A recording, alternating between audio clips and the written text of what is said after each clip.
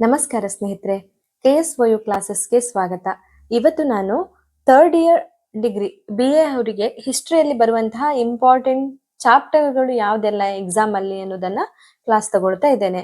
So final year degree BA ಅವರು ಏನಿದ್ದಾರೆ ಅವರಿಗೆ ಇತಿಹಾಸದಲ್ಲಿ ಬರುವಂತಹ ಇಂಪಾರ್ಟೆಂಟ್ ಚಾಪ್ಟರ್ಗಳು ಯಾವುದೆಲ್ಲ ಚಾಪ್ಟರ್ಗಳನ್ನ ಎಕ್ಸಾಮಿಗೆ ಓದ್ಕೊಳ್ಬೇಕು, ಯಾವುದೆಲ್ಲ ಚಾಪ್ಟರ್ ಇಂದ ಇಂಪಾರ್ಟೆಂಟ್ ಆಗಿ ಕ್ವಶನ್ಸ್ಗಳು ರಿಪೀಟೆಡ್ ಆಗಿ ಬರ್ತಾ ಇವೆ, ಅವುಗಳ ಚಾಪ್ಟರ್ಗಳನ್ನ ಅಷ್ಟೇ ನಾನು ಇವತ್ತು ಹೇಳ್ತೇನೆ. ಆ ಚಾಪ್ಟರ್ಗಳನ್ನೆಲ್ಲ ನೀವು ಟಿಕ್ ಮಾಡ್ಕೊಂಡು ಅದಿಷ್ಟು ಚಾಪ್ಟರ್ಗಳನ್ನ ಓದ್ಬೇಕಾಗಿ ಕೇಳ್ಕೊಳ್ತೇನೆ. ಅದಕ್ಕೂ ಮೊದಲು ಇತಿಹಾಸದಲ್ಲಿ ನಮ್ಗೆ 3 ಬುಕ್ಸ್ ಬರುತ್ತೆ. ಒಂದು ಕೋರ್ಸ್ 3, ಇನ್ನೊಂದು ಕೋರ್ಸ್ 4, ಹಾಗೇನೆ ಕೋರ್ಸ್ 5. ಈಚ್ ಕೋರ್ಸ್ ಬುಕ್ ಅಲ್ಲಿ ಕೂಡ ನಿಮ್ಗೆ 4 ಬ್ಲಾಕ್ಗಳಿರುತ್ತೆ, 4 ಬ್ಲಾಕ್ಗಳಿರುತ್ತೆ. ಮತ್ತೆ ಒಂದು ವಿಷಯದಲ್ಲಿ ಸಂಬಂಧಪಟ್ಟಂತೆ ಬ್ರೀಫ್ ಆಗಿ ಅದ್ರದ್ದು ಕ್ಲಾಸ್ ಇರುವಂತಹದ್ದು. ಈಗ ಕೋರ್ಸ್ 3 ಅಲ್ಲಿ ಕರ್ನಾಟಕದ ಇತಿಹಾಸ ಮತ್ತು ಸಂಸ್ಕೃತಿಯ ಬಗ್ಗೆ ಡಿಟೇಲ್ಡ್ ಆಗಿ ಕ್ಲಾಸ್ ಇದೆ. ಅದನ್ನ 1, 2, 3, 4 ಬ್ಲಾಕ್ಗಳಾಗಿ ಎಲ್ಲ ಕ್ಲಾಸ್ಗಳನ್ನ ಎಕ್ಸ್ಪ್ಲೇನ್ ಮಾಡಿದ್ದಾರೆ. ಸೊ ಕೋರ್ಸ್ 3, ಕೋರ್ಸ್ 4, ಕೋರ್ಸ್ 5 3 ಬುಕ್ಗಳಲ್ಲಿ ಕೂಡ ಟೋಟಲ್ ಒಂದೊಂದು ಬುಕ್ ಅಲ್ಲಿ ಕೂಡ 4 ಬ್ಲಾಕ್ಗಳಿವೆ. ಸೊ ಎಲ್ಲ ಬ್ಲಾಕ್ಗಳಲ್ಲಿ ಇರುವಂತಹ ಇಂಪಾರ್ಟೆಂಟ್ ಚಾಪ್ಟರ್ ಯಾವ್ದಂತ ನೋಡುವ. ಅದಕ್ಕೂ ಮೊದಲು ನಾವು ಮೊದಲನೆಯದಾಗಿ ಕೋರ್ಸ್ 3 ಅಲ್ಲಿ ಬರುವಂತಹ ಇಂಪಾರ್ಟೆಂಟ್ ಚಾಪ್ಟರ್ಗಳನ್ನ ಯಾವ್ದೆಲ್ಲ ಅಂತ ನೋಡೋಣ. ಹಾಗೇನೆ ತುಂಬಾ ಕ್ವಶನ್ಸ್ಗಳೇ ಇಲ್ಲಿ ಇಂಪಾರ್ಟೆಂಟ್ ಆಗಿರುತ್ತೆ. ತುಂಬಾ ಚಾಪ್ಟರ್ಗಳು ಇಂಪಾರ್ಟೆಂಟ್ ಆಗಿ ರಿಪೀಟೆಡ್ ಆಗಿ ಬಂದಿದೆ. 2022 ಇಂದ 2025 ತನಕ ಬಂದಂತಹ ಎಲ್ಲ ಕ್ವಶನ್ಸ್ ಪೇಪರ್ ಅಲ್ಲಿ ಇದ್ದಂತಹ ಇಂಪಾರ್ಟೆಂಟ್ ಕ್ವಶನ್ ಗಳನ್ನ ನೋಡಿ ಆ ನಂತರ ಚಾಪ್ಟರ್ ಗಳನ್ನ ಟಿಕ್ ಮಾಡ್ಕೊಂಡಿರುವಂತಹದ್ದು. ಸೊ ಈಗ ನಾವು ಕ್ವಶನ್ ಯಾವ್ದೆಲ್ಲ ಬರುತ್ತೆ ಯಾವ ಚಾಪ್ಟರ್ ಇಂದ ಅಂತ ನೋಡೋಣ. ಮೊದಲಿಗೆ ಕೋರ್ಸ್ 3 ಬುಕ್ ಅಲ್ಲಿ ಬರುವಂತಹ 1ನೇ ಬ್ಲಾಕ್ ಅಲ್ಲಿ ಮೇನ್ ಆಗಿ ರಿಪೀಟೆಡ್ ಅಂತ ನಾನು ಹಾಕಿದ್ದೀನಿ ಆಲ್ರೆಡಿ. ಇದು ವಿಜಯನಗರ ಸಾಮ್ರಾಜ್ಯದ ಸ್ಥಾಪನೆ ಅಥವಾ ವಿಜಯನಗರ ಸಾಮ್ರಾಜ್ಯದ ಆಡಳಿತ ಪದ್ಧತಿ ಅಂತ ಕ್ವಶನ್ಸ್ ಬರುತ್ತೆ. 15 ಮಾರ್ಕ್ಸ್ಗೆ ಕೇಳಿರ್ತಾರೆ, 15 ಮಾರ್ಕ್ಸ್ಗೆ. ಸೊ ವಿಜಯನಗರದ ಸಾಮ್ರಾಜ್ಯ ಸ್ಥಾಪನೆ ಅಂತ ಕೇಳ್ಬೋದು, ಅಥವಾ ವಿಜಯನಗರ ಸಾಮ್ರಾಜ್ಯದ ಆಡಳಿತ ಪದ್ಧತಿ ಹೇಗಿತ್ತು ಎನ್ನುವುದರ ಕುರಿತಾಗಿ ನಿಮ್ಗೆ ವಿಮರ್ಶೆ ಬರೆಯಿರಿ ಅನ್ನುವಂತಹ ತರ ಕ್ವಶನ್ಸ್ ಅನ್ನ ಕೇಳ್ಬೋದು 15 ಮಾರ್ಕ್ಸ್ಗೆ. ಇನ್ನೊಂದು ತುಂಬಾ ಇಂಪಾರ್ಟೆಂಟ್ 2022, 23, 24ರಲ್ಲಿ ಕೂಡ ರಿಪೀಟೆಡ್ ಆಗಿ ಬಂದಿರುತ್ತೆ. 15 ಮಾರ್ಕ್ಸ್ಗೆ ಕೇಳಿರುವಂತಹ ಕ್ವಶನ್ಸ್ ಯಾವ್ದಪ್ಪ ಅಂದ್ರೆ ಕೃಷ್ಣದೇವರಾಯನ ಜೀವನ ಮತ್ತೆ ಸಾಧನೆಗಳು. ಕೃಷ್ಣದೇವರಾಯನ ಜೀವನ ಸಾಧನೆಗಳನ್ನ ಕುರಿತಾಗಿ ವಿವರಿಸಿ ಅನ್ನುವಂತಹದ್ದು ಕೂಡ 15 ಮಾರ್ಕ್ಸ್ಗೆ ಕೇಳಿದ್ದಾರೆ. ಇನ್ನೊಂದು ತುಂಬಾ ಬಾರಿ ರಿಪೀಟೆಡ್ ಆಗಿ ಬಂದಿರುವಂತಹದ್ದು, ತುಂಬಾ ರಿಪೀಟೆಡ್ ಆಗಿದೆ ಮತ್ತೆ ಎಲ್ಲಾ ಕ್ವಶನ್ಸ್ ಪೇಪರ್ ಅಲ್ಲಿ ಆಲ್ಮೋಸ್ಟ್ ಇದೆ. ಬಹಮನಿ ಸಾಮ್ರಾಜ್ಯದ ಸಾಂಸ್ಕೃತಿಕ ಕೊಡುಗೆಗಳು ಅಂತ ಒಂದ್ ಕಡೆ ಕೊಟ್ಟಿದ್ದಾರೆ. ಬಹಮನಿ ಸಾಮ್ರಾಜ್ಯದ ಸಾಂಸ್ಕೃತಿಕ ಕೊಡುಗೆಗಳು ಅಂತ ಕೇಳಿದ್ದಾರೆ. ಒಂದ್ ಕಡೆ 10 ಮಾರ್ಕ್ಸ್ಗೆ ಕೇಳಿದ್ದಾರೆ, ಇನ್ನೊಂದು ಬಹುಮನಿ ಸಾಮ್ರಾಜ್ಯವನ್ನ ವಿವರಿಸಿ ಅಂತ ಕೊಟ್ಟಿದ್ದಾರೆ 15 ಮಾರ್ಕ್ಸ್ಗೆ. ಸೊ ರಿಪೀಟೆಡ್ ಆಗಿ ಇದು ಪೇಪರ್ ಬಂದಿರೋದ್ರಿಂದ ಪೇಪರ್ ಅಲ್ಲಿ ಇದು ತುಂಬಾ ಇಂಪಾರ್ಟೆಂಟ್ ಆದ ಒಂದು ಚಾಪ್ಟರ್ ಆಗಿರುತ್ತೆ. ಇನ್ನು ಇದರ ನಂತರ ಮತ್ತೆ ಒಂದು ಬರುವಂತಹ ಕ್ವಶನ್ಸ್ ಯಾವ್ದಪ್ಪ ಅಂತಂದ್ರೆ ವಿಜಯನಗರದ ಕಲೆ, ವಾಸ್ತುಶಿಲ್ಪ ಮತ್ತೆ ಸಾಹಿತ್ಯದ ಕುರಿತಾಗಿ ಬರೆಯಿರಿ ಅಂತ 15 ಮಾರ್ಕ್ಸ್ಗೆ ಬರುತ್ತೆ. ಹಾಗೇನೆ ಇನ್ನೊಂದು ಕ್ವಶನ್ಸ್ ವಿಜಯನಗರದ ಕಾಲದ ಸಾಂಸ್ಕೃತಿಕ ಕೊಡುಗೆಗಳನ್ನ ಚರ್ಚಿಸಿ ಅಂತ 15 ಮಾರ್ಕ್ಸ್ಗೆ ಕೇಳಿದ್ದಾರೆ. ಸೊ ಇಲ್ಲಿ ಘಟಕ 1, ಘಟಕ 2, ಘಟಕ 1ರಲ್ಲಿ ವಿಜಯನಗರ ಸಾಮ್ರಾಜ್ಯದ ಸ್ಥಾಪನೆ ಆಡಳಿತ ಪದ್ಧತಿ ಅಂತ ಕೇಳ್ತಾರೆ. ಮತ್ತೆ ಸೆಕೆಂಡ್ ಕೃಷ್ಣದೇವರಾಯನ ಜೀವನ ಸಾಧನೆಗಳು, ಮತ್ತೆ 3ರಲ್ಲಿ ಬಹುಮನಿ ಸಾಮ್ರಾಜ್ಯದ ಸಾಂಸ್ಕೃತಿಕ ಕೊಡುಗೆಗಳು ಅಥವಾ ಬಹುಮನಿ ಸಾಮ್ರಾಜ್ಯದ ಕುರಿತಾಗಿ ವಿಮರ್ಶಿಸಿ ಅಂತ ಕೇಳ್ತಾರೆ. ಹಾಗೇನೆ ಇನ್ನೊಂದು ವಿಜಯನಗರ ಕಾಲದ ಕಲೆ, ವಾಸ್ತುಶಿಲ್ಪ, ಸಾಹಿತ್ಯದ ಕುರಿತಾಗಿ ಕೇಳ್ತಾರೆ, ಅಥವಾ ವಿಜಯನಗರ ಸಾಮ್ರಾಜ್ಯದ ಸಾಂಸ್ಕೃತಿಕ ಕೊಡುಗೆಗಳು ಅನ್ನುವಂತಹದ್ದನ್ನ ಇದೆಲ್ಲವೂ ಕೂಡ 10ರಿಂದ 15 ಮಾರ್ಕ್ಸ್ಗೆನೆ ಕೇಳುವಂತ ಕ್ವಶನ್ ಆಗಿರುತ್ತೆ. ಹಾಗೇನೆ 5 ಮಾರ್ಕ್ಸ್ಗೆ ಇಲ್ಲಿ ಒಂದು ಕೇಳುವಂತದ್ದು ತಾಳಿಕೋಟೆ ಕದನ ಅಂತ ಕೇಳ್ತಾರೆ. ಒಂದು ಬಾರಿ ನೋಡಿದ್ದೀನಿ ತಾಳಿಕೋಟೆ ಕದನ. ಸೊ ಅದೊಂದು ಸಲ ಸಮಯ ಇದ್ರೆ ಓದ್ಕೊಳ್ಳಿ. ಇದಿಷ್ಟು ಕೂಡ ವಿಜಯನಗರದ ಸಾಮ್ರಾಜ್ಯದ ಕುರಿತಾಗಿ ಆಯ್ತು. ಇನ್ನು ಬ್ಲಾಕ್ 2 ಅಲ್ಲಿ ನೋಡುದಾದ್ರೆ ಮೇನ್ ಆಗಿ ಜಾಸ್ತಿ ರಿಪೀಟೆಡ್ ಆಗಿ ಬಂದಿರುವಂತಹ ಕ್ವಶನ್ಸ್ ಅಂದ್ರೆ ಮಾಗಡಿ ಕೆಂಪೇಗೌಡರ ಸ್ಥಾನ ಅಂತ ಕೇಳಿದ್ದಾರೆ. ಇನ್ನು ವಿಜಯನಗರ ಸಾಮ್ರಾಜ್ಯದಲ್ಲಿ ಮೈಸೂರಿನಲ್ಲಿ ಮಾಗಡಿ ಕೆಂಪೇಗೌಡರ ಸ್ಥಾನಮಾನ ಅಥವಾ ಮಾಗಡಿ ಕೆಂಪೇಗೌಡ ಎನ್ನುವಂತಹದನ್ನೇ ಕೂಡ 15 ಮಾರ್ಕ್ಸ್ಗೆ ಕೇಳಿದ್ದಾರೆ. ಸೊ ಇದ್ರಲ್ಲಿ ನಿಮ್ಗೆ ಇಂಪಾರ್ಟೆಂಟ್ ಆಗಿರುವಂತಹದ್ದು ಇದರಲ್ಲಿ ಮಾಗಡಿ ಕೆಂಪೇಗೌಡರ ಸ್ಥಾನ ಅಥವಾ ಮಾಗಡಿ ಕೆಂಪೇಗೌಡ ಏನಿದೆ ಆ ಚಾಪ್ಟರ್ ನ ಫುಲ್ ಕಂಪ್ಲೀಟ್ ಆಗಿ ನೀವು ನೋಡ್ಕೊಳ್ಳಿ, ಇದು ತುಂಬಾ ಇಂಪಾರ್ಟೆಂಟ್ ಆಗಿದೆ. ಹಾಗೇನೆ ಇನ್ನೊಂದು ಕ್ವಶನ್ಸ್ ಯಾವ್ದಪ್ಪ ಅಂದ್ರೆ ಚಿಕ್ಕದೇವರಾಜ ಒಡೆಯರ ಸಾಧನೆಗಳನ್ನ ಹೇಳಿ ಅಂತ 15 ಮಾರ್ಕ್ಸ್ಗೆ ಕೇಳಿದ್ದಾರೆ. ಚಿಕ್ಕದೇವರಾಯರ ಸಾಧನೆಗಳನ್ನ 15 ಮಾರ್ಕ್ಸ್ಗೆ ಕೇಳಿದ್ದಾರೆ. ಇದು ಬ್ಲಾಕ್ 2 ಅಲ್ಲಿ ಆಯ್ತು. ಇನ್ನು ಬ್ಲಾಕ್ 2 ಅಲ್ಲಿ ತುಂಬಾ ರಿಪೀಟೆಡ್ ಆಗಿ ಬಂದಿರುವಂತದ್ದು ಒಂದು 2022ರಲ್ಲಿ ಮತ್ತೆ 23ರಲ್ಲಿ ಬಂದಿದೆ ರಿಪೀಟೆಡ್ ಆಗಿ ಹೈದರ್ ಅಲಿಯ ಜೀವನ ಮತ್ತೆ ಸಾಧನೆಗಳು. ಒಂದು 15 ಮಾರ್ಕ್ಸ್ಗೆ ಒಂದ್ಸಲ 10 ಮಾರ್ಕಿಗೆ ಕೇಳಿದ್ದಾರೆ. ಸೊ ಹೈದರ್ ಅಲಿಯ ಜೀವನ ಸಾಧನೆಗಳು ತುಂಬಾ ಇಂಪಾರ್ಟೆಂಟ್. ಹಾಗೇನೆ ಇನ್ನೊಂದು ಯಾವ್ದಪ್ಪ ಅಂದ್ರೆ ಟಿಪ್ಪು ಸುಲ್ತಾನ್ ಮತ್ತೆ ಮೈಸೂರಿನ ನಡುವಣ ಸಂಬಂಧ ಹೇಗಿತ್ತು ಎನ್ನುವ ಕುರಿತಾಗಿ 15 ಮಾರ್ಕ್ಸ್ಗೆ ಕೇಳಿದ್ದಾರೆ. ಟಿಪ್ಪು ಸುಲ್ತಾನ್ ಮತ್ತೆ ಮೈಸೂರು ಸಾಮ್ರಾಜ್ಯದ ನಡುವಿನ ಸಂಬಂಧ ಕುರಿತು ಚರ್ಚಿಸಿ ಅಂತ 15 ಮಾರ್ಕ್ಸ್ಗೆ ಕೇಳಿದ್ದಾರೆ. ಸೊ ಘಟಕ 11ರಲ್ಲಿ ಬರುವಂತಹ ಹೈದರ್ ಅಲಿ ಮತ್ತೆ ಟಿಪ್ಪು ಸುಲ್ತಾನ್ ಏನಿದ್ದಾರೆ, ಇವರೆರಡು ಕೂಡ ತುಂಬಾ ಇಂಪಾರ್ಟೆಂಟ್ ಆಗಿರುತ್ತೆ. 10 or 15 ಮಾರ್ಕ್ಸ್ಗೆ ಬರುವಂತಹ ಕ್ವಶನ್ ಅದಾಗಿರುತ್ತೆ. ಇದಿಷ್ಟು ಕೂಡ ಇಂಪಾರ್ಟೆಂಟ್. ಹಾಗೆ ನಿಮ್ಗೆ ಇನ್ನೊಂದು ಕ್ವಶನ್ಸ್ ಕೇಳಿದ್ದಾರೆ, ಶ್ರೀರಂಗಪಟ್ಟಣ ಒಪ್ಪಂದ ಅಂತ 5 ಮಾರ್ಕ್ಸ್ ಕೇಳಿದ್ದಾರೆ. ನಂಗೆ ಅದ್ರದ್ದು ಪರ್ಟಿಕ್ಯುಲರ್ ಚಾಪ್ಟರ್ ಹೆಡ್ಲೈನ್ ಸಿಕ್ಕದೇ ಇರುವ ಕಾರಣ ನಾನಿಲ್ಲಿ ನಿಮ್ಗೆ ಶ್ರೀರಂಗಪಟ್ಟಣ ಒಪ್ಪಂದ 5 ಮಾರ್ಕ್ಸ್ ಅಂತ ಎಕ್ಸ್ಟ್ರಾ ಬರ್ದಿಟ್ಕೊಂಡಿದ್ದೀನಿ. ದಯವಿಟ್ಟು ಅದನ್ನ ನೋಟ್ ಮಾಡ್ಕೊಳ್ಳಿ. ಅದೊಂದು ಸಿಕ್ಕಿದಾಗ ಎಲ್ಲಾದ್ರೂ ಓದ್ಕೊಳ್ಳಿ, ಅದು ಕೂಡ 5 ಮಾರ್ಕ್ಸ್ಗೆ ಬಂದ್ರು ಬರಬಹುದು. ಇನ್ನು ಬ್ಲಾಕ್ 3ಯಲ್ಲಿ ಮೇನ್ ಆಗಿ ಬಂದಿರುವಂತದ್ದು 5 ಮಾರ್ಕ್ಸ್ಗೆ ದಿವಾನ್ ಪೂರ್ಣಯ್ಯ ಅಂತ ಕೇಳ್ತಾರೆ. ದಿವಾನ್ ಪೂರ್ಣಯ್ಯ. ಸೊ 5 ಮಾರ್ಕ್ಗೆ ಅವರದ್ದು ವ್ಯಕ್ತಿತ್ವದ ಕುರಿತಾಗಿ ಅವ್ರು ಏನೆಲ್ಲ ಮಾಡಿದ್ದಾರೆ ಅದನ್ನ ಡೀಟೇಲ್ ಆಗಿ ಬರಿಬೇಕಾಗ್ತದೆ, ದಿವಾನ್ ಪೂರ್ಣಯ್ಯರವರ ಬಗ್ಗೆ. ಇನ್ನೊಂದು ಯಾವ್ದಪ್ಪ ಅಂದ್ರೆ, ಇಲ್ಲಿ ಮಾರ್ಕ್ ಕಬ್ಬನ್ನ ಆಡಳಿತ ಸುಧಾರಣೆ 10 ಮಾರ್ಕ್ಸ್ಗೂ ಕೇಳಿದ್ದಾರೆ, 15 ಮಾರ್ಕ್ಸ್ಗೂ ಕೇಳಿದ್ದಾರೆ. ರಿಪೀಟೆಡ್ ಆಗಿ ಬಂದಿರುವಂತದ್ದು, ದಯವಿಟ್ಟು ಇದನ್ನ ಓದ್ಕೊಳ್ಳೇಬೇಕಾಗುತ್ತೆ. ಮಾರ್ಕ್ ಕಬ್ಬನ್ ಏನಿದ್ದಾರೆ, ಅವರದ್ದು ಮೈಸೂರಿನಲ್ಲಿ ಮಾರ್ಕ್ ಕಬ್ಬನ್ ರವರ ಆಡಳಿತ ಸುಧಾರಣೆ ಹೇಗಿತ್ತು ಆತರ ಹಾಗೆ ಕೇಳ್ಬೋದು, ಅಥವಾ ಮಾರ್ಕ್ ಕಬ್ಬನ್ ರ ಕುರಿತಾಗಿ ಚರ್ಚಿಸಿ ಹಾಗೇನಾದ್ರೂ ಕೇಳ್ಬೋದು. ಅದು 10 or 15 ಮಾರ್ಕ್ಸ್ಗೆ ಬರುವಂತಹ ಕ್ವಶನ್ ಆಗಿರುತ್ತೆ, ತುಂಬಾ ಇಂಪಾರ್ಟೆಂಟ್. ಇನ್ನೊಂದು ಕೇಳಿದರೆ 10 ಮಾರ್ಕ್ಸ್ಗೆ ಮೈಸೂರು ಸಂಸ್ಥಾನಕ್ಕೆ LB ಬೌರಿಂಗ್ ರವರ ಸೇವೆಯ ಕುರಿತು ತಿಳಿಸಿ ಅಂತ ಇನ್ನೊಂದು ಕ್ವಶನ್ಸ್ ಅಲ್ಲಿ ಕೇಳಿದ್ದಾರೆ. ಮೈಸೂರು ಸಂಸ್ಥಾನಕ್ಕೆ LB ಅಂದ್ರೆ ಲೂಯಿ ಬೆಂತಾಮ್ ಬೌರಿಂಗ್ ಅವರ ಸೇವೆಯನ್ನ ಕುರಿತು ಚರ್ಚಿಸಿ ಅಂತ 10 ಮಾರ್ಕ್ಸ್ಗೆ ಕೇಳಿದ್ದಾರೆ. ಸೊ ಇದು ಕೂಡ ಇಂಪಾರ್ಟೆಂಟ್ ಆಗಿರುತ್ತೆ. ಇನ್ನೊಂದು ಯಾವ್ದಪ್ಪ ಅಂದ್ರೆ 5 ಮಾರ್ಕ್ಸ್ಗೆ ಕೇಳುವಂತದ್ದು ಶೇಷಾದ್ರಿ ಅಯ್ಯರ್ ಅಂತ 5 ಮಾರ್ಕ್ಸ್ಗೆ ಕೇಳಿದ್ದಾರೆ. ಇನ್ನು ರಾಜ ಒಡೆಯರ್ ಅಂತ 5 ಮಾರ್ಕ್ಸ್ಗೆ ಬಂದಿದೆ. ರಾಜ ಒಡೆಯರ್ ಅಂತ ಒಂದು ಕೇಳಿದ್ದಾರೆ, ಮತ್ತೆ ಶೇಷಾದ್ರಿ ಅಯ್ಯರ್. ಇಲ್ಲಿ ಕೆಲವು ಪರ್ಸನಾಲಿಟಿಗಳು ಬರ್ತವೆ. ಅಂದ್ರೆ ಈಗ ನಾನೀಗಾಗ್ಲೇ ಹೇಳಿದಂತೆ ದಿವಾನ್ ಪೂರ್ಣಯ್ಯನವರು, ಹಾಗೇನೆ ಇವರು ಶೇಷಾದ್ರಿ ಅಯ್ಯರ್, ಈ ತರ ಕೆಲವೊಂದು ಪರ್ಸನಾಲಿಟಿಗಳ ಬಗ್ಗೆ ಕೂಡ ನಿಮ್ಗೆ 5 ಮಾರ್ಕ್ಸ್ ಕೇಳುವಂತ ಚಾನ್ಸಸ್ ಇರುತ್ತೆ. ಸೊ ಎಲ್ಲ ಏನೇನು ಇಂಪಾರ್ಟೆಂಟ್ ಪರ್ಸನಾಲಿಟೀಸ್ಗಳು ಏನಿದ್ದಾರೆ ಅವ್ರದ್ದೆಲ್ಲ ಒಂದ್ಸಲ ನೋಡ್ಕೊಳ್ಳಿ ಸ್ನೇಹಿತರೆ. ಹಾಗೇನೆ ಇನ್ನೊಂದು ಇಂಪಾರ್ಟೆಂಟ್ 5 ಮಾರ್ಕ್ಸ್ಗೆ ಬರುವಂತಹದ್ದು, ಈಗಾಗಲೇ ಹೇಳ್ದೆ ನಾನು, ಪರ್ಸನಾಲಿಟಿಗಳನ್ನ ಕಲ್ತ್ಕೊಳ್ಳಿ ಅಂತ. ಹಾಗೇನೆ ಇದ್ರಲ್ಲಿ ಯಾವ್ದಪ್ಪ ಅಂದ್ರೆ ನಾಲ್ವಡಿ ಕೃಷ್ಣರಾಜ ಒಡೆಯರ್, ಅದು ಕೂಡ 5 ಮಾರ್ಕ್ಸ್ಗೆ 2022-23ರಲ್ಲಿ ಕೇಳಿದ್ರೆ. ಹಾಗೇನೆ ಮೈಸೂರು ಸಂಸ್ಥಾನಕ್ಕೆ ಸರ್ ಎಂ ವಿಶ್ವೇಶ್ವರಯ್ಯನವರ ಸೇವೆ ಎನ್ನುವಂತಹ ಕ್ವಶನ್ 10 ಮಾರ್ಕ್ಸ್ ಒಮ್ಮೆ, ಮತ್ತೆ 15 ಮಾರ್ಕ್ಸ್ಗೆ ಒಮ್ಮೆ ರಿಪೀಟೆಡ್ ಆಗಿ ಈ ಕ್ವಶನ್ಸ್ ಕೂಡ ಕೇಳಿದ್ದಾರೆ. ಸೊ ಇಲ್ಲಿ ಕೃಷ್ಣರಾಜ ಒಡೆಯರ್ಗಳ ಬಗ್ಗೆ ಕೂಡ 5 ಮಾರ್ಕ್ಸ್ಗೆ ಬರುತ್ತೆ, ಹಾಗೆ ಸರ್ ಎಂ ವಿಶ್ವೇಶ್ವರಯ್ಯರ ಕುರಿತು 10 ಅಥವಾ 15 ಮಾರ್ಕ್ಸ್ಗೆ ಬರುತ್ತೆ. ಈ ಚಾಪ್ಟರ್ ಕೂಡ ಇಲ್ಲಿ ಇಂಪಾರ್ಟೆಂಟ್ ಆಗಿದೆ. ಇನ್ನು 15 ಮಾರ್ಕ್ಸ್ಗೆ ಸರ್ ಮಿರ್ಜಾ ಇಸ್ಮಾಯಿಲ್ ಎನ್ನುವಂತವರ ಬಗ್ಗೆ 15 ಮಾರ್ಕ್ಸ್ಗೆ ಸರ್ ಮಿರ್ಜಾ ಇಸ್ಮಾಯಿಲ್ ರವರ ಸೇವೆಯನ್ನು ಕುರಿತು ಬರೆಯಿರಿ ಅಂತ 15 ಮಾರ್ಕ್ಸ್ಗೆ ಕೂಡ ಕೇಳಿರ್ತಾರೆ. ಇದು ಇಷ್ಟು ಇಂಪಾರ್ಟೆಂಟ್ ಆಯ್ತು. ಇನ್ನು 4ನೇ ಬ್ಲಾಕ್ ಅಲ್ಲಿ ಬರುವಂತಹದ್ದು ಇಂಪಾರ್ಟೆಂಟ್ ಯಾವ್ದಪ್ಪ ಅಂದ್ರೆ, ಇಲ್ಲಿ ನಾನು ಸಪರೇಟ್ ಆಗಿ ಇಲ್ಲಿ ಬರ್ಕೊಂಡಿದ್ದೀನಿ, ಸಾರಿ. ಇದು ಕೂಡ ತುಂಬಾ ಇಂಪಾರ್ಟೆಂಟ್, ಯಾಕಂದ್ರೆ ನಾನು ಇದು ನೋಡಿಲ್ಲ, ಆ ಚಾಪ್ಟರ್ನ ನಾನು ಇಲ್ಲಿ ಸಪರೇಟ್ ಆಗಿ ಬರ್ದಿದ್ದೀನಿ. ನವಜಾಗೃತಿಯ ಕಾಲದಲ್ಲಿ ಕನ್ನಡ ಸಾಹಿತ್ಯದ ಬೆಳವಣಿಗೆ ಅಂತ. ಸೊ ಇಲ್ಲಿ ನೀವು ನವಜಾಗೃತಿಯ ಕಾಲ ಏನಿದೆ, ಇಲ್ಲಿ ಕನ್ನಡ ಸಾಹಿತ್ಯದ ಬೆಳವಣಿಗೆ ಇಂಪಾರ್ಟೆಂಟ್ ಆಯ್ತಾ. ಇದು ಇಲ್ಲಿ ಆಲ್ರೆಡಿ ಹಾಕಿದ್ದೀನಿ ನಾನು. 15 ಮಾರ್ಕ್ಸ್ಗೆ ರಿಪೀಟೆಡ್ ನೋಡಿ, ಇಲ್ಲಿ 15 ಮಾರ್ಕ್ಸ್ಗೆ ರಿಪೀಟೆಡ್ ಆಗಿ ಬಂದಿರುವಂತ ಇಂಪಾರ್ಟೆಂಟ್ ಚಾಪ್ಟರ್ ಯಾವ್ದಪ್ಪ ಅಂದ್ರೆ ನವಜಾಗೃತಿಯ ಕಾಲ, ಅದರಲ್ಲಿ ಕನ್ನಡ ಸಾಹಿತ್ಯದ ಬೆಳವಣಿಗೆ. ಇದಿಷ್ಟು ಕೂಡ ರಿಪೀಟೆಡ್ ಆಗಿ ಬಂದಿದೆ 10 or 15 ಮಾರ್ಕ್ಸ್ಗೆ. ನಾನು ಇಲ್ಲಿ ಈ ಚಾಪ್ಟರ್ ನೋಡಿಲ್ಲ, ಹಾಗಾಗಿ ಇಲ್ಲಿ ಕೆಳಗಡೆ ಬರ್ಕೊಂಡೆ ಸ್ನೇಹಿತರೆ. ಸೊ ಇದನ್ನ ಮಿಸ್ ಮಾಡಬೇಡಿ, ಈ ಚಾಪ್ಟರ್ ಅನ್ನ, ಇದು ತುಂಬಾ ಇಂಪಾರ್ಟೆಂಟ್. ಇನ್ನೊಂದು ಇಂಪಾರ್ಟೆಂಟ್ ಚಾಪ್ಟರ್ ಯಾವ್ದಪ್ಪ ಅಂತ ಹೇಳಿದ್ರೆ ಹಿಂದುಳಿದ ವರ್ಗಗಳ ಮುಖ್ಯ ಲಕ್ಷಣಗಳು ಅಂತ ಕೇಳಿದ್ದಾರೆ. ರಿಪೀಟೆಡ್ ಆಗಿ 15 ಮಾರ್ಕ್ಸ್ಗೆ ಬಂದಿದೆ, ಹಿಂದುಳಿದ ವರ್ಗಗಳ ಮುಖ್ಯ ಲಕ್ಷಣಗಳು ಅಂತ ಕೇಳಿದ್ದಾರೆ. ಮತ್ತೆ ಅದನ್ನೇ ಲೆಸ್ಲಿ ಮಿಲ್ಲರ್ನ ವರದಿ ಅಂತ ಕೇಳಿದ್ದಾರೆ, ಅಥವಾ ಲೆಸ್ಲಿ ಮಿಲ್ಲರ್ನ ಸಮಿತಿ ಅಂತ 5 ಮಾರ್ಕ್ಸ್ಗೆ ಕೂಡ ಕೇಳಿದ್ದಾರೆ. ಹಿಂದುಳಿದ ವರ್ಗಗಳ ಹೋರಾಟ ಅಥವಾ ಹಿಂದುಳಿದ ವರ್ಗಗಳ ಲಕ್ಷಣಗಳು ಅಂತಾನು ಕೇಳ್ತಾರೆ 15 ಮಾರ್ಕ್ಸ್ಗೆ. ಹಾಗೆ ಲೆಸ್ಲಿ ಮಿಲ್ಲರ್ನ ಸಮಿತಿ ಅಥವಾ ಲೆಸ್ಲಿ ಮಿಲ್ಲರ್ನ ವರದಿ ಅಂತ 5 ಮಾರ್ಕ್ಸ್ಗೆ ಕೂಡ ಕೇಳಿದ್ದಾರೆ. ಇದು ಕೂಡ ಇಂಪಾರ್ಟೆಂಟ್ ಆಗಿರುತ್ತೆ. ಈ ತರ ಕ್ವಶನ್ಸ್ ನ ಕೇಳ್ತಾರೆ. ಇನ್ನು ನೆಕ್ಸ್ಟ್ ಯಾವ್ದಪ್ಪ ಇಂಪಾರ್ಟೆಂಟ್ ಅಂತ ಹೇಳಿದ್ರೆ, ಘಟಕ 23ರಲ್ಲಿ ಮೈಸೂರು ಕಾಂಗ್ರೆಸ್ನ ಬೆಳವಣಿಗೆ ಅಂತ 10 ಮಾರ್ಕ್ಸ್ಗೆ ಕೇಳಿದ್ದಾರೆ. ಮೈಸೂರು ಕಾಂಗ್ರೆಸ್ನ ಬೆಳವಣಿಗೆ. ಇನ್ನೆಲ್ಲ 5 ಮಾರ್ಕ್ಸ್ ಕೇಳಿರುವಂತಹದ್ದು ಶಿವಪುರ ಸತ್ಯಾಗ್ರಹ, ಈಸೂರು ಪ್ರಕರಣ, ಮೈಸೂರು ಚಳುವಳಿ. ಇದು 5 ಮತ್ತೆ 10 ಮಾರ್ಕ್ಸ್ ಕೂಡ ರಿಪೀಟೆಡ್ ಆಗಿ ಕೇಳಿದ್ದಾರೆ. ಮೈಸೂರು ಚಳುವಳಿ, ಈಸೂರು ಪ್ರಕರಣ, ಶಿವಪುರ ಸತ್ಯಾಗ್ರಹ, ಇದಿಷ್ಟು ಕೂಡ ಇಂಪಾರ್ಟೆಂಟ್. ಹಾಗೇನೆ ಇಲ್ಲಿ ಮೈಸೂರು ಕಾಂಗ್ರೆಸ್ ಬೆಳವಣಿಗೆ ಅಂತ 10 ಮಾರ್ಕ್ಸ್ಗೆ ಕೇಳಿದ್ದಾರೆ ಒಮ್ಮೆ. ಇದಿಷ್ಟು ಕೂಡ ಇಂಪಾರ್ಟೆಂಟ್ ಆಗಿರುತ್ತೆ. ಇನ್ನೊಂದು ರಿಪೀಟೆಡ್ ಆಗಿ ಬಂದಿರೋದು 10-15 ಮಾರ್ಕ್ಸ್ಗೆ ಕರ್ನಾಟಕ ಏಕೀಕರಣದ ಮೂಲ ಮತ್ತೆ ಹಂತಗಳು. ಕರ್ನಾಟಕ ಏಕೀಕರಣದ ಕುರಿತು ಚರ್ಚಿಸಿ ಅಂತ 10 ಅಥವಾ 15 ಮಾರ್ಕ್ಸ್ಗೆ ಕೇಳಿರ್ತಾರೆ.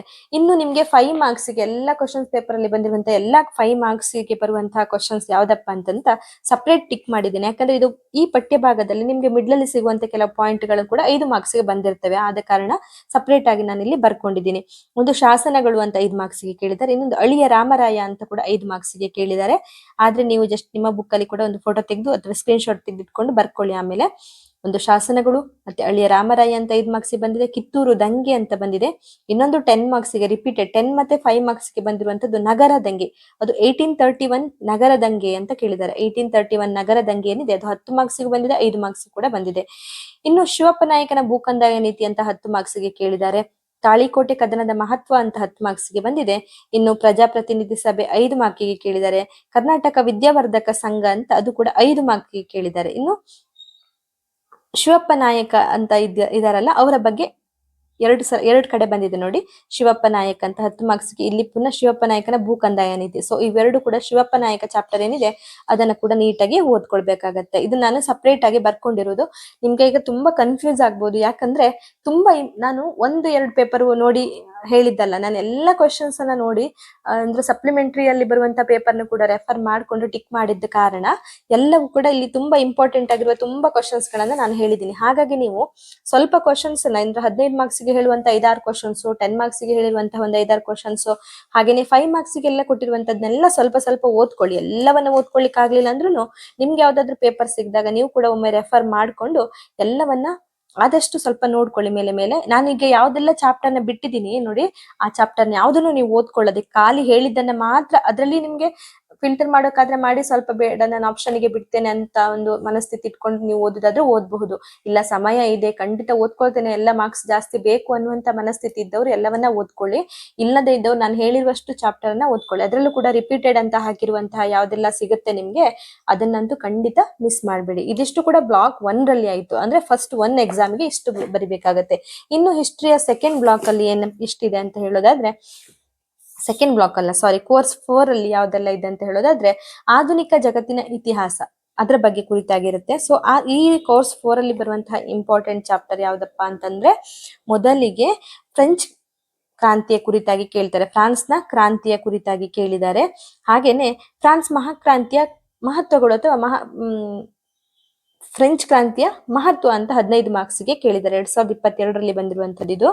ಹಾಗೇನೆ ರಿಪೀಟೆಡ್ ಆಗಿ ನೆಪೋಲಿಯನ್ ತುಂಬಾ ಇಂಪಾರ್ಟೆಂಟ್ ಇದೆ, ರಿಪೀಟೆಡ್ ಆಗಿ ಬರ್ತಾ ಇದೆ. ನೆಪೋಲಿಯನ್ನ ಏಳಿಗೆ, ಅವನ ಸುಧಾರಣೆಗಳು ಅಥವಾ ನೆಪೋಲಿಯನ್ನ ದಿಗ್ವಿಜಯಗಳು ರಿಪೀಟೆಡ್ ಆಗಿ 15 ಮಾರ್ಕ್ಸ್ಗೆ ಕೇಳ್ತಾ ಇದ್ದಾರೆ. ಸೊ ಇದು ಕೂಡ ಇಂಪಾರ್ಟೆಂಟ್. ಹಾಗೇನೆ ಇನ್ನೊಂದು ಮರ್ತೋಯ್ತು, ಪುನರುಜ್ಜೀವನದ ಕುರಿತಾಗಿ ಭೌಗೋಳಿಕ ಅನ್ವೇಷಣೆಗಳೇನಿದೆ ಇದು ಕೂಡ 10 ಮಾರ್ಕ್ಸ್ಗೆ ಒಮ್ಮೆ ಬಂದಿದೆ, ನಾನು ಅದಕ್ಕೆ ಹಾಕೊಂಡಿಲ್ಲ, ಅದು ಕೂಡ ಇಂಪಾರ್ಟೆಂಟ್ ಇದೆ. ನೀವು ಸಮಯ ಇದ್ದವರು ಈ ಫಸ್ಟ್ ಬ್ಲಾಕ್ ಅನ್ನು ಕೂಡ ಪುನರುಜ್ಜೀವನದ ಕುರಿತಾಗಿ ಒಂದ್ಸಲ ಚರ್ಚಿಸಿ ಅಂತ ಬಂದಿದೆ.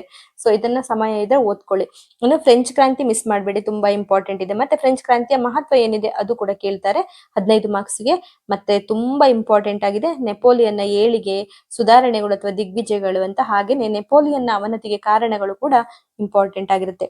ಇನ್ನು ಬ್ಲಾಕ್ 2 ಅಲ್ಲಿ ಕೋರ್ಸ್ 4 ಅಲ್ಲಿ ಬರುವಂತ ವೆರಿ ವೆರಿ ಇಂಪಾರ್ಟೆಂಟ್ ಯಾವ್ದಂದ್ರೆ, ವಿಯೆನ್ನಾ ಕಾಂಗ್ರೆಸ್ ಅಲ್ಲಿ ಮೆಟರ್ನಿಕ್ ನ ಪರಿಣಾಮ ಅಂತ ಕೇಳ್ತಾರೆ ಆಯ್ತಾ. ರಿಪೀಟೆಡ್ ಆಗಿ ಬಂದಿದೆ, 15 ಮಾರ್ಕ್ಸ್ಗೂ ಕೇಳಿದ್ರೆ 10 ಮಾರ್ಕ್ಸ್ಗೂ ಕೇಳಿದ್ರೆ. ತುಂಬಾ ಇಂಪಾರ್ಟೆಂಟ್ ಸ್ನೇಹಿತರೆ, ಈ ಚಾಪ್ಟರ್ ನ ಮಿಸ್ ಮಾಡ್ಬೇಡಿ. ವಿಯೆನ್ನಾ ಕಾಂಗ್ರೆಸ್ ಮೆಟರ್ನಿಕ್ ಇದು ಯಾವ ತರ ಬೇಕಾದ್ರೂ ಕ್ವಶನ್ಸ್ ಕೇಳ್ಬೋದು, ಆತರ ಹಂಗೆ ಕೇಳ್ತಾರೆ. ಹಾಗಾಗಿ ದಯವಿಟ್ಟು ಈ ಒಂದು ವಿಯೆನ್ನಾ ಕಾಂಗ್ರೆಸ್ ಮೆಟರ್ನಿಕ್ ಇದೆಯಲ್ಲ, ಈ ಒಂದು ಚಾಪ್ಟರ್ ನ ಮಿಸ್ ಮಾಡ್ಲೇಬೇಡಿ, ತುಂಬಾ ಇಂಪಾರ್ಟೆಂಟ್ ಆಗಿದೆ. ಇನ್ನೊಂದು ಇಂಪಾರ್ಟೆಂಟ್ ಚಾಪ್ಟರ್ ಯಾವ್ದಪ್ಪ ಅಂದ್ರೆ 1830 ಹಾಗೂ 1848ರ ಕ್ರಾಂತಿಯ ಕಾರಣ ಮತ್ತೆ ಪರಿಣಾಮಗಳು ಅಂತ ಕೇಳಿದ್ದಾರೆ ಈ ಒಂದು ಘಟಕ 8ರಲ್ಲಿ. ಹಾಗೇನೆ ಇಲ್ಲಿ ಲೂಯಿ ಫಿಲಿಪ್ ಅಂತ ಕೇಳಿದ್ದಾರೆ 5 ಮಾರ್ಕ್ಸ್ಗೆ, ಲೂಯಿ ಫಿಲಿಪ್. ಮತ್ತೆ 16ನೇ ಲೂಯಿ ಅಂತ ಕೂಡ ಒಂದು ಕ್ವಶನ್ಸ್ 5 ಮಾರ್ಕ್ಸ್ಗೆ ಕೇಳಿದ್ದಾರೆ. ಲೂಯಿ ಫಿಲಿಪ್ ಮತ್ತೆ 16ನೇ ಲೂಯಿ ಅನ್ನುವಂಥದ್ದನ್ನ 5 ಮಾರ್ಕ್ಸ್ಗೆ ಕೇಳಿದ್ದಾರೆ. ಮತ್ತೆ 1830 1848ರ ಕ್ರಾಂತಿಯ ಕಾರಣ ಮತ್ತೆ ಪರಿಣಾಮ ಅಂತ ಕೂಡ ಕೇಳಿದ್ದಾರೆ. ಇದಿಷ್ಟು ಇಂಪಾರ್ಟೆಂಟ್ ಆಗಿರುತ್ತೆ. ಇನ್ನೊಂದು ಯಾವ್ದಪ್ಪ ಇಂಪಾರ್ಟೆಂಟ್ ಅಂತ ಹೇಳಿದ್ರೆ, ಪೌರಾತ್ಯ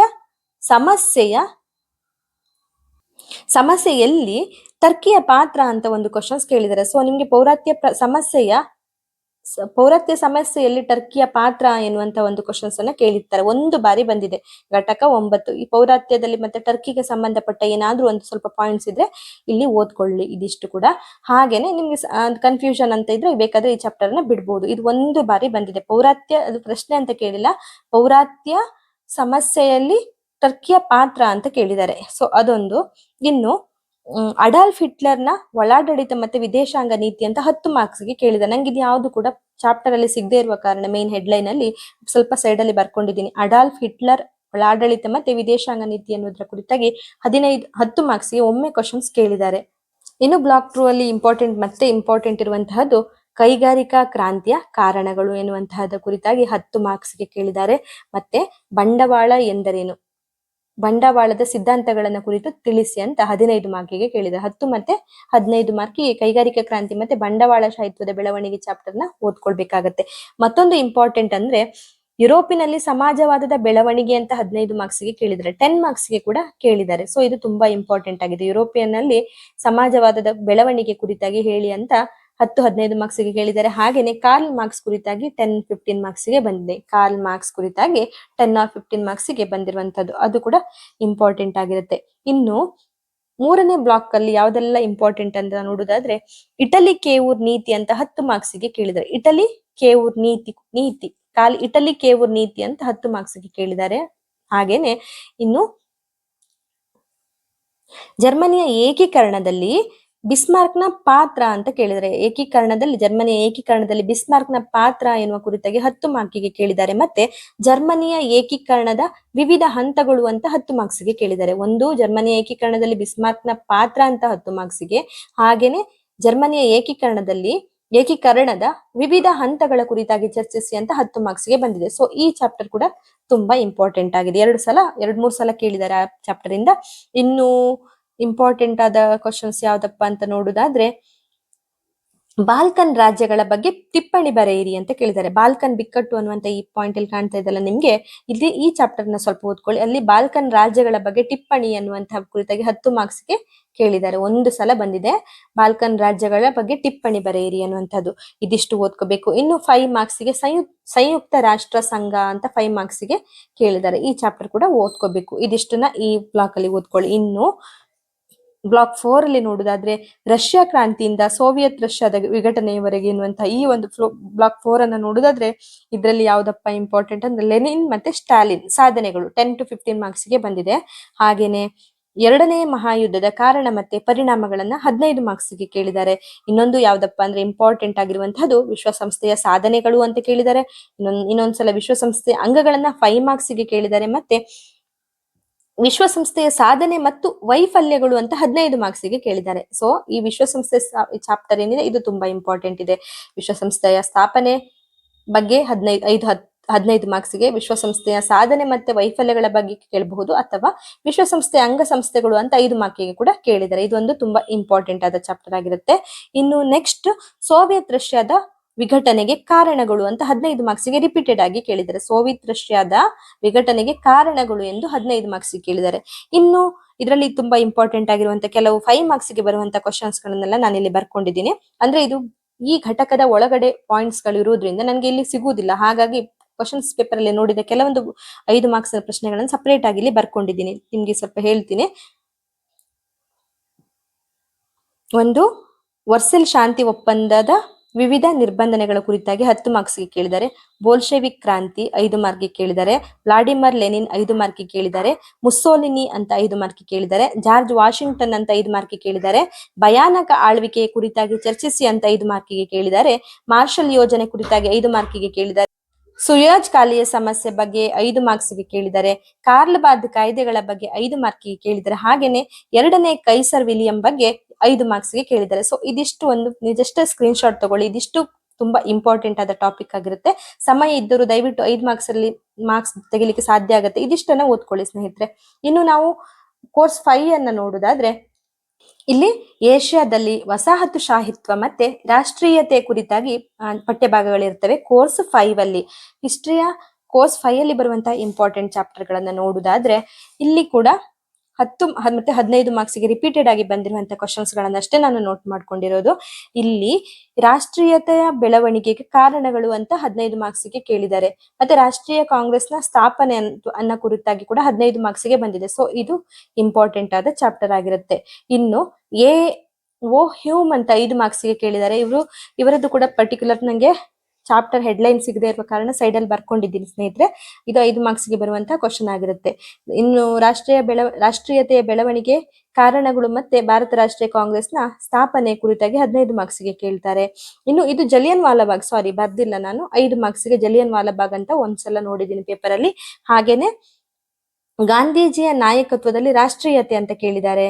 ಮತ್ತೆ ಇನ್ನೊಂದು ಇಂಪಾರ್ಟೆಂಟ್ ಬಿಟ್ಟಿದ್ದೀನಿ 15 ಮಾರ್ಕ್ಸ್ಗೆ ಬಂದಿರುವಂತಹದ್ದು, ತೀವ್ರಗಾಮಿಗಳ ನಾಯಕನಾಗಿ ಬಾಲಗಂಗಾಧರ್ ತಿಲಕರ ಪಾತ್ರ ಎನ್ನುವ ಕುರಿತ, ತೀವ್ರಗಾಮಿತ್ವದ ನಾಯಕರಾಗಿ ಬಾಲಗಂಗಾಧರ್ ತಿಲಕರ ಪಾತ್ರ ಕುರಿತು ಚರ್ಚಿಸಿ ಅಂತ 15 ಮಾರ್ಕ್ಸ್ಗೆ ಹೀಗೆ ಕ್ವಶನ್ಸ್ ಕೇಳಿರ್ತಾರೆ ಸ್ನೇಹಿತರೆ. ಸೊ ಇದು ಕೂಡ ಓದ್ಕೋಬೇಕಾಗುತ್ತೆ. ಹಾಗೇನೆ ಇಲ್ಲಿ ಜಲಿಯನ್ ವಾಲಾಬಾಗ್ ದುರಂತ ಏನಿದೆ ಇದನ್ನ 5 ಮಾರ್ಕ್ಸ್ಗೆ ಕೇಳಿದ್ದಾರೆ. ಇನ್ನು ಗಾಂಧೀಜಿಯ ನಾಯಕತ್ವದಲ್ಲಿ ರಾಷ್ಟ್ರೀಯತೆ ಕುರಿತಾಗಿ ಕೇಳಿದ್ದಾರೆ. ಮತ್ತೆ ಅಸಹಕಾರ ಚಳುವಳಿಗೆ ಕಾರಣಗಳು ಎನ್ನುವುದಾಗಿ 10 ಮಾರ್ಕ್ಸ್ಗೆ ಕೇಳಿದ್ದಾರೆ. ಇದು ಕೂಡ ಇಂಪಾರ್ಟೆಂಟ್ ಆಗಿರುತ್ತೆ. ಮತ್ತೆ ಹಿಂದುಳಿದ ವರ್ಗಗಳ ಚಳುವಳಿ ಮತ್ತೆ BR ಅಂಬೇಡ್ಕರ್ ಕುರಿತಾಗಿ ಕೇಳಿದ್ದಾರೆ 5 ಮತ್ತೆ 10 ಮಾರ್ಕ್ಸ್ಗೆ. ಇದು ಕೂಡ ತುಂಬಾ ಇಂಪಾರ್ಟೆಂಟ್ ಆಗಿರುತ್ತೆ. ಮತ್ತೆ ಇನ್ನೊಂದು 15 ಮಾರ್ಕ್ಸ್ ಕೇಳಿರುವಂತಹದ್ದು ಕೋಮುವಾದದ ಬೆಳವಣಿಗೆಯ ಕುರಿತು ಚರ್ಚಿಸಿ ಅಂತ 15 ಮಾರ್ಕ್ಸ್ಗೆ ಕೇಳಿದ್ದಾರೆ. ಮತ್ತೆ ಇನ್ನೊಂದು ಕ್ವಶನ್ ಇದೇ ಚಾಪ್ಟರ್ ಅಲ್ಲಿ, ಭಾರತದ ವಿಭಜನೆಯ ನಂತರ ಎದುರಿಸಿದ ಸಮಸ್ಯೆಗಳು ಎಂದು 15 ಮಾರ್ಕ್ಸ್ಗೆ ಕೇಳಿದ್ದಾರೆ. ಇಲ್ಲಿ ಕೋಮುವಾದದ ಬೆಳವಣಿಗೆ ಮತ್ತೆ ಭಾರತದ ವಿಭಜನೆಯ ನಂತರ ಎದುರಿಸಿದ ಸಮಸ್ಯೆಗಳನ್ನ ಕುರಿತಾಗಿ ಕೇಳಿರೋದ್ರಿಂದ ಇದನ್ನ ನೀವು ಓದ್ಕೊಳ್ಬೇಕಾಗತ್ತೆ. ಇದು ತುಂಬಾ ಇಂಪಾರ್ಟೆಂಟ್ ಆಗಿದೆ. ಇನ್ನು 5 ಮಾರ್ಕ್ಸ್ಗೆ ಬಾಕ್ಸರ್ ದಂಗೆ ಅಂತ ಕೇಳಿದ್ದಾರೆ 5 ಮಾರ್ಕ್ಸ್ಗೆ. ಇನ್ನೊಂದು ತುಂಬಾ ಇಂಪಾರ್ಟೆಂಟ್, 1911 ರ ಕ್ರಾಂತಿಯ ಕಾರಣ ಮತ್ತೆ ಪರಿಣಾಮಗಳನ್ನ 15 ಮಾರ್ಕ್ಸ್ಗೆ 2 ಟೈಮ್ಸ್ ಕೇಳಿದ್ದಾರೆ.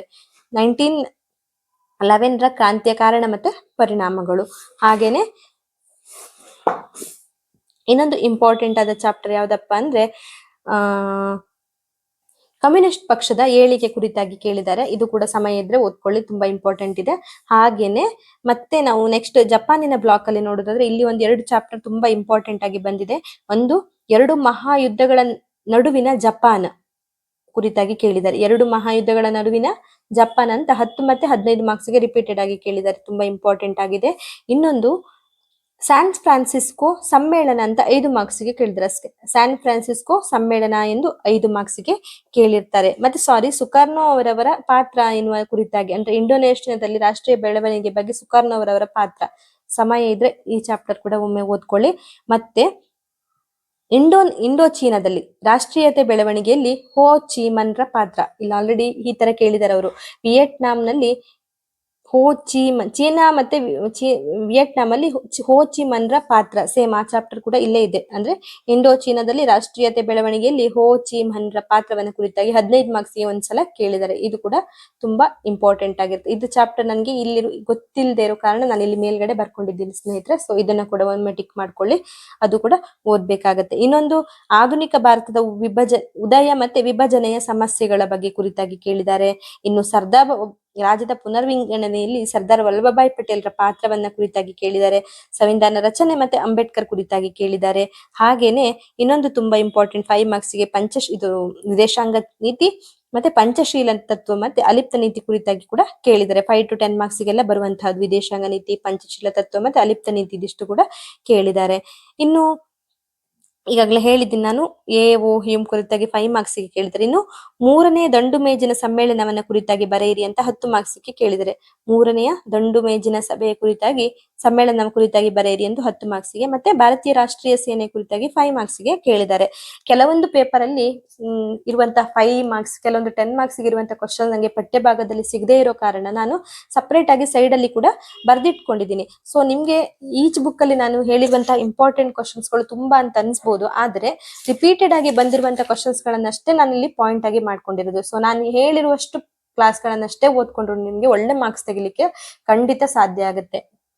ಮತ್ತೆ ಈ ವಿಡಿಯೋದಲ್ಲಿ ಏನಾದ್ರೂ ನಿಮ್ಗೆ ಅಭಿಪ್ರಾಯಗಳಿದ್ದಲ್ಲಿ ದಯವಿಟ್ಟು ನನಗೆ ಕಮೆಂಟ್ ಮೂಲಕ ತಿಳಿಸಿ ಸ್ನೇಹಿತರೆ. ಇದಿಷ್ಟು ಚಾಪ್ಟರ್ಗಳನ್ನು ಏನು ಕನ್ಫ್ಯೂಸ್ ಆಗಬೇಡಿ. ಈಚ್ ಬ್ಲಾಕ್ ಅಲ್ಲಿ ನಾನು ಹೇಳಿರುವಂತಹ ಒಂದೊಂದು ಇಂಪಾರ್ಟೆಂಟ್ ಕ್ವಶನ್ಸ್ಗಳು ನೀವು ಫಸ್ಟ್ ನೋಟ್ ಮಾಡ್ಕೊಳ್ಳಿ. 15 ಮಾರ್ಕ್ಸ್ಗೆ ಒಂದಿಷ್ಟು ಓದ್ಕೊಳ್ಳಿ, ಹಾಗೇನೆ 10 ಮಾರ್ಕ್ಸ್ಗೆ ಸ್ವಲ್ಪ ಓದ್ಕೊಳ್ಳಿ, ಮತ್ತೆ 5 ಮಾರ್ಕ್ಸ್ಗೆ ಹೇಳಿರುವಂತದ್ದು 5 ಮಾರ್ಕ್ಸ್ಗೆ ತುಂಬಾ ಹೇಳಿದೀನಿ. ಅಂದ್ರೆ ಈಚ್ ಬುಕ್ಸ್ ಅಲ್ಲಿ ಕೂಡ ತುಂಬಾ 5 ಮಾರ್ಕ್ಸ್ ಇರುವಂತದ್ದಿದೆ. ಸೊ ನೀವು ಬೇಕಾದ್ರೆ ನಿಮ್ಗೆ ಪೇಪರ್ ಸಿಕ್ಕಿದಲ್ಲಿ ರಿಪೀಟೆಡ್ ಆಗಿ ಒಂದ್ಸಲ ಬಂದಿರುವಂತದ್ದನ್ನೆಲ್ಲ ನೋಡ್ಕೊಂಡು ಅದ್ರಲ್ಲಿ ಕೂಡ ನೀವು ಫಿಲ್ಟರ್ ಮಾಡಿ ಜಸ್ಟ್ ನಿಮ್ಗೆ ಪಾಸ್ ಆಗ್ಲಿಕ್ಕೆ ಸಾಕು ಎನ್ನುವರು ಸ್ವಲ್ಪ ಒಂದು 5 ಮಾರ್ಕ್ಸ್ಗೆ ಬರುವಂತಹ ಕ್ವಶನ್ಸ್ ಗಳನ್ನ ಓದ್ಕೊಳ್ಳಿ. ಧನ್ಯವಾದಗಳು ಸ್ನೇಹಿತರೆ.